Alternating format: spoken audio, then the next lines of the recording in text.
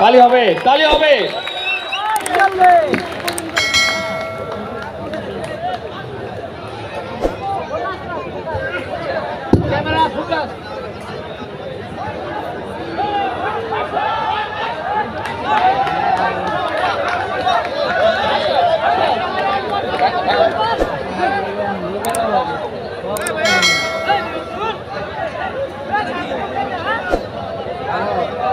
সুপ্রিয় দর্শক শ্রোতা মণ্ডলী, কেমন লাগলো ফ্যাশন শো?